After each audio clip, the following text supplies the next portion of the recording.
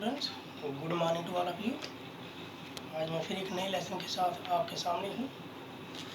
आज का जो हमारा लेसन है वो है क्लास 8। इसमें जो हमारा सब्जेक्ट है वो है ज्योग्राफी और आज का हमारा जो टॉपिक है वो है पावर रिसोर्सेज। डियर स्टूडेंट्स, हमने पावर रिसोर्सेज के बारे में पहले भी थोड़ा सा पढ़ा था। आज हम इसको डिटेल में पढ़ेंगे। Power sources means those resources which provide us energy to perform various activities. Power resources वो रिसोर्सेज होते हैं जो हमें एनर्जी प्रोवाइड करते हैं ताकि हम और सारे कार्य और सारी एक्टिविटीज कर सकें। पावर रिसोर्सेज को हम टू मेन ब्रॉड कैटेगरी में डिवाइड करते हैं। कौन कौन से हैं? Conventional and non conventional. Power resources को हम दो कैटेगरी में डिवाइड करते हैं, conventional and non conventional. Conventional वो रिसोर्सेज होते हैं जो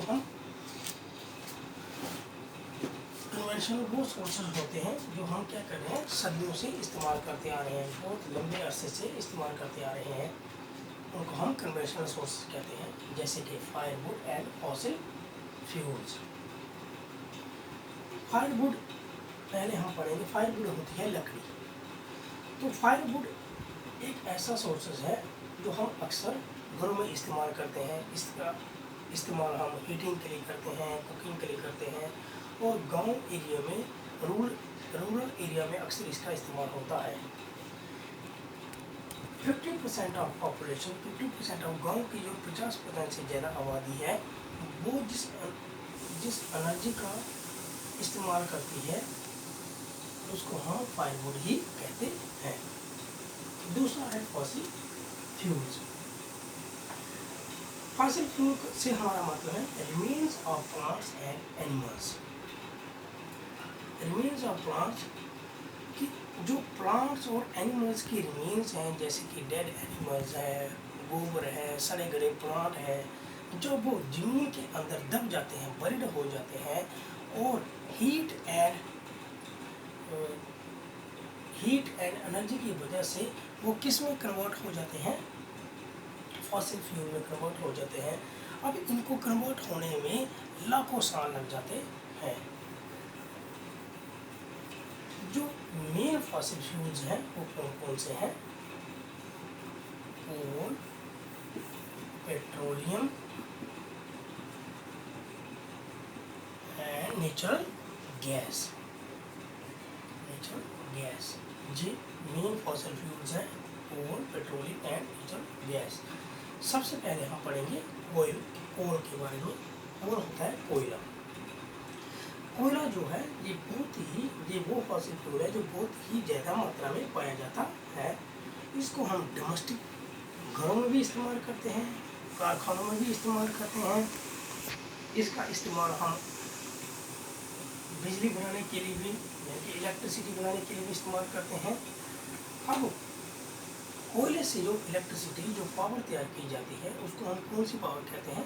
थर्मल पावर कहते हैं। कोयले से जो इलेक्ट्रिसिटी प्रोड्यूस की जाती है उसको थर्मल पावर कहते हैं। अब ये कैसे तैयार की जाती है? ये कोयले की जो स्टीम होती है उससे ये बनाई जाती है। दूसरा मेन पॉइंट, इसको बरिड सनशाइन भी कहा जाता है। बरिड सनशाइन, बरिड होता है दबे दिन में, सनशाइन होता है सूरज की गर्मी। क्या होता है कि जो फर्नस एंड स्वेम्स, फर्नस होते हैं हरी पत्तीदार जो पौधे होते हैं, घनी पत्तीदार जो पौधे होते हैं या प्लांट्स होते हैं, और स्वेम्स होते हैं दलदल। जब वो दलदल में दब जाते हैं, सूख कर जब वो दलदल में क्या हो जाते हैं, दब जाते हैं और दबते ही जाते हैं और सूरज की गर्मी, एक तो सूरज की हीट और दूसरी जमीन के अंदर से ये हीट सब इनको क्या करती है, किस में कन्वर्ट कर देती है? कोयले में कन्वर्ट कर देती है। और इसमें सबसे ज़्यादा जो रोल अदा करता है वो करता है सनशाइन, सूरज की गर्मी। और दबे हुए जो प्लांट्स हैं उसको हम क्या कहते हैं, वो फिर किस में कन्वर्ट हो जाते हैं? कोयले में कन्वर्ट हो जाते हैं। लेकिन इसको कन्वर्ट होने में भी लाखों साल लग जाते हैं। दूसरा जो हमारा पॉइंट है, दूसरा जो फॉसिल फ्यूल है वो है पेट्रोलियम। पेट्रोलियम को हम क्या कहते हैं? थिक ब्लैक लिक्विड कहते हैं। थिक ब्लैक लिक्विड एक काला घना द्रव पदार्थ होता है और ये एक ऐसा सोर्सेस है जो आजकल हम छोटी गाड़ी से लेकर बड़ी गाड़ी में इस्तेमाल करते हैं, और पूरा ट्रांसपोर्ट सिस्टम मानो टोटली इस पर ही क्या हो गया, डिपेंड हो गया है। अब ये हमें कहाँ मिलता है, हमें ये कहाँ से मिलता है, ये हम इसको राकी लेयर में निकालते हैं। इसको ये हमें राकी लेयर से मिलता है, जमीन के अंदर से, जमीन के ऊपर जो राकी लेयर्स हैं, चाहे जमीन के अंदर से राकी लेयर्स हैं, उसके अंदर से इसको हमें क्या करना पड़ता है, निकालना पड़ता है। लेकिन निकालने का जो प्रोसेस है उसको हम ड्रिलिंग कहते हैं। ड्रिलिंग के जरिए इसको निकाला जाता है। ड्रिलिंग के जरिए हम बड़ी बड़ी पाइपें इसमें डालते हैं, बेल भी खोलते हैं इसके लिए, तो उससे हम इसको क्या करते हैं, निकालते हैं। जब हम इसको निकालते हैं तो ये हमें प्योर फॉर्म में नहीं मिलता है, ये हमें क्रूड ऑयल की शक्ल में मिलता है, क्रूड ऑयल कच्चा तेल। तो जब इस क्रूड ऑयल को हम क्या करते हैं, बाहर निकालते हैं, तो इसको हम रिफाइनरी में ले जाते हैं। रिफाइनरी में जब हम इसको क्या करते हैं, रिफाइन करते हैं, तो इसके और बहुत सारे प्रोडक्ट तैयार हो जाते हैं। एक से इस क्रूड ऑयल से बहुत सारे प्रोडक्ट, वैरायटी ऑफ प्रोडक्ट क्या हो जाते हैं, बन जाते हैं, बनाए जा सकते हैं, जैसे कि diesel, petrol, kerosene, wax, plastic वगैरह वगैरह। और इसको हम ब्लैक गोल्ड भी कहते हैं। अब इसको ब्लैक गोल्ड इसलिए कहा जाता है क्योंकि जो क्रूड ऑयल होता है ये काले रंग का होता है, और गोल्ड इसके लिए इस्तेमाल किया गया क्योंकि ये एक महंगा होता है, इसलिए इसको क्या कहा जाता है, ब्लैक गोल्ड भी कहा जाता है। अब दुनिया में ये कहाँ पर पाया जाता है, ये सबसे ज़्यादा ईरान और इराक में पाया जाता है, और हिंदुस्तान में भी ये कहाँ मिलता है, हमें आसाम का बॉम्बे में, क्योंकि ये अक्सर उन एरियाज में मिलता है जो कोस्टल एरियाज होते हैं।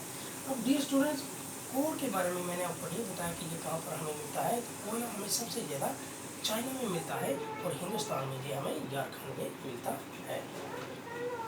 तीसरा जो हमारा फॉसिल फ्यूल है वो है natural gas. Dear student, natural gas भी एक ऐसा फॉसिल फ्यूल है जो आजकल हम अक्सर घरों में इस्तेमाल करते हैं, और इसकी भी हमें अब ज़्यादा ज़रूरत हो रही है, ये ज़्यादा इस्तेमाल में लाया जा रहा है। ये कब निकाला जाता है, ये भी जब हम पेट्रोल निकालते हैं तो उसके साथ ही हमें ये निकालना पड़ता है, उसके साथ ही ये निकाला जाता है। अब दुनिया में ये सबसे ज़्यादा कहाँ पर पाया जाता है, तो ये नेचुरल गैस सबसे ज़्यादा कहाँ पर पाई जाती है, ये पाई जाती है रशिया में, नॉर्वे में, यूके में, और हिंदुस्तान में ये हमें कहाँ मिलती है, त्रिपुरा में मिलती है। अब जो हमारा अगला पॉइंट है वो है हाइडल पावर। हाइडल पावर होता है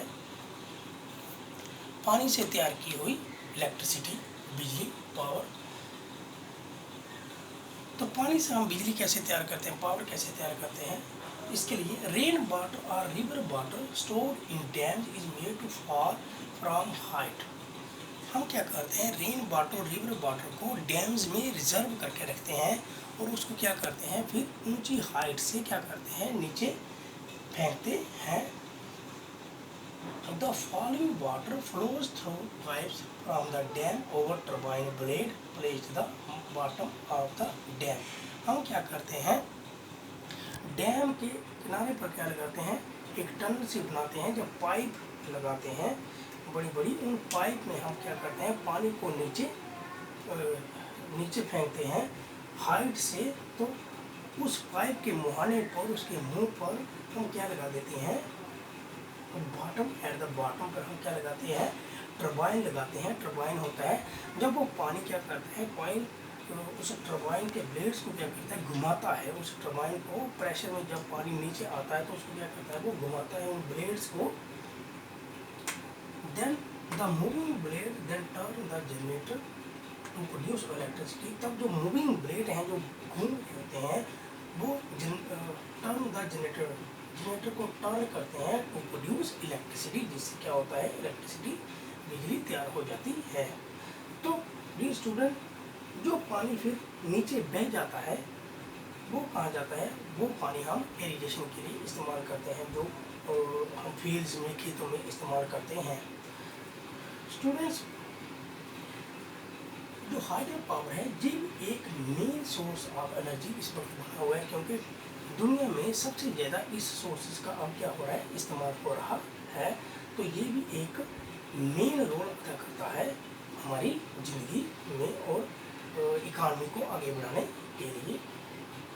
अभी स्टूडेंट आज के लिए बस इतना ही। नेक्स्ट लेसन में हम पढ़ेंगे non conventional source of energy. आज हमने पढ़ा conventional source of energy, next में हम पढ़ेंगे non conventional source of energy. तब तक के लिए धन्यवाद।